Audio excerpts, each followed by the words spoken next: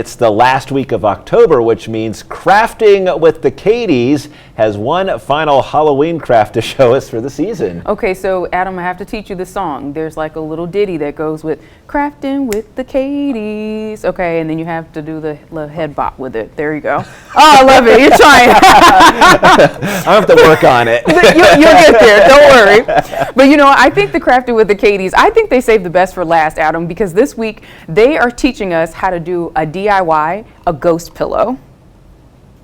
I'm Katie. And I'm Katie. And welcome back to Crafting with the Katies. Now today we're going to be teaching you how to DIY your very own ghost pillow. Yeah, so I've been seeing this all over Pinterest. It's actually a dupe of an expensive home decor store. So we're going to try our best to kind of make it match and do it for much less than what they're trying to sell it for. I stitched this example, but we might actually be trying out some of this fabric fusion. I'm really excited to try this. I did do it for the eyes and the mouth, and it was super easy.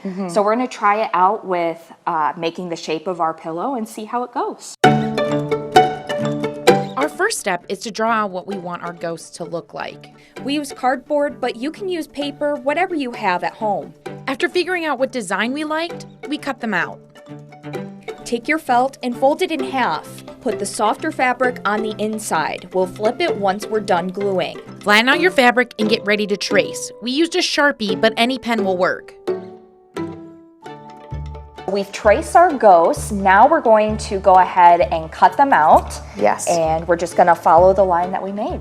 Great. We've got our fabric folded over, so we just want to make sure that when we're cutting through both of them so that they're identical. If it gets messed up or anything like that, you can always trace this onto the second sheet, but if we cut carefully enough, I think we can do it in one. After you have your outline, start cutting. You'll want to use good scissors. Soft fleece is hard to cut, and take your time. I had to double back and fix some spots. Okay, so now we have cut our fleece. We have our 2 sets of fabric here. And like I said, my original sample I stitched together, but for time, we're actually going to try out this fabric fusion. So what we're going to do is go along the outline of the fabric, and we're going to glue it.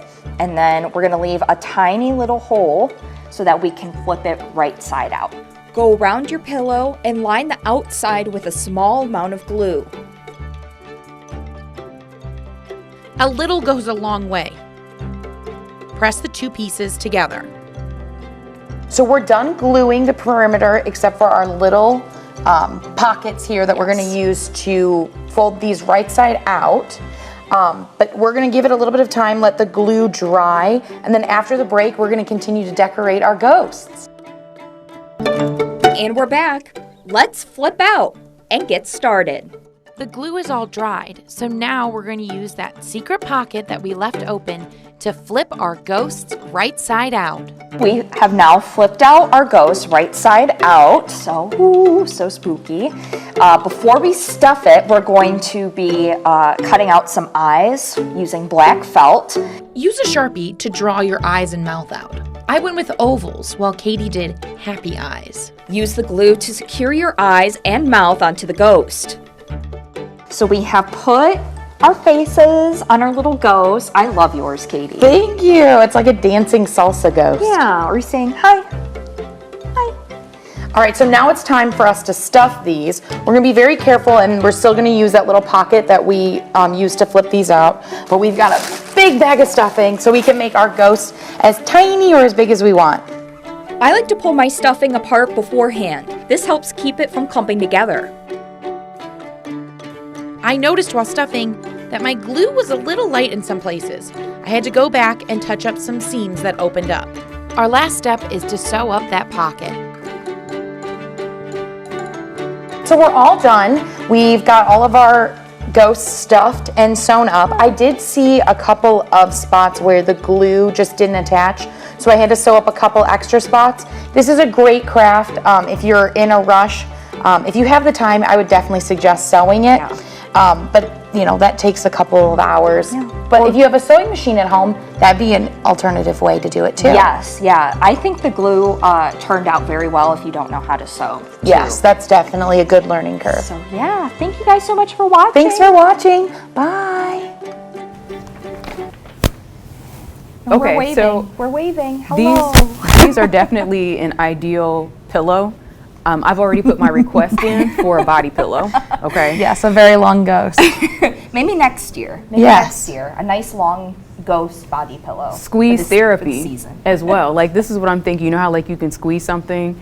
I'm also thinking, when your kids act up and then you don't want to hit them. You just want to, just kind of bop them a little bit. No. I can't sign off on that. It's like, boop, stop doing that. Okay. It's like, I don't know. Some of these ghosts, maybe the scared ones can do that, but the Yeah. happy ones, maybe Yeah. not. okay, so y'all didn't grow up the way I did. Okay. It didn't matter what was around you. You don't did talk- the whooping. We don't talk about that outside the house. So tell me, how did you guys come up with this idea? I know it's Halloween, but this particularly. Well, there was actually a dupe that we made. We saw a couple of them in like a high-end home decor store.